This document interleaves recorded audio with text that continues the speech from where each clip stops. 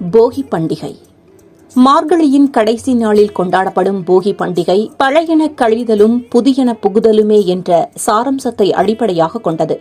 பழைய பொருட்கள் மற்றும் பயனற்றவையை கழிக்கும் நாளாக இது கொண்டாடப்பட்டு வருகிறது. இந்த நாளில் வீட்டை தூய்மை செய்து பயன்படுத்தாத அல்லது தேவையற்ற பொருட்களை அப்புறப்படுத்துவது வழக்கம். பழையவற்றை அழித்து போக்கும் இந்த பண்டிகை முன்போக்கி என்றே அழைக்கப்பட்டுள்ளது.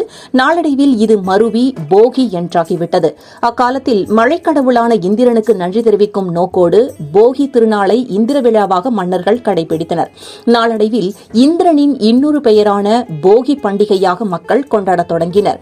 இதனால்தான் வீடுகள் சுத்தம் செய்யப்பட்டு வெள்ளையழிக்கப்படுகிறது. மனிதனின் அகமாகிய மனமும் வீட்டைப் போல சுத்தம் செய்யப்பட வேண்டும் என்பதைத்தான் இந்த போகி பண்டிகை நமக்கு உணர்த்துகிறது. போகி பண்டிகை மார்கழியின் கடைசி நாளில் கொண்டாடப்படும் போகி பண்டிகை பழையன கழிதலும் புதியன புகுதலுமே என்ற சாரம்சத்தை அடிப்படையாக கொண்டது. பழைய பொருட்கள் மற்றும் பயனற்றவையை கழிக்கும் நாளாக இது கொண்டாடப்பட்டு வருகிறது. இந்த நாளில் வீட்டை தூய்மை செய்து பயன்படுத்தாத அல்லது தேவையற்ற பொருட்களை அப்புறப்படுத்துவது வழக்கம். பழையவற்றை அழித்து போக்கும் இந்த பண்டிகை முன்போக்கி என்றே அழைக்கப்பட்டுள்ளது. நாளடைவில் இது மருவி போகி என்றாகிவிட்டது. அக்காலத்தில் மழைக்கடவுளான இந்திரனுக்கு நன்றி தெரிவிக்கும் நோக்கோடு போகி திருநாளை இந்திர விழாவாக மன்னர்கள் கடைபிடித்தனர்.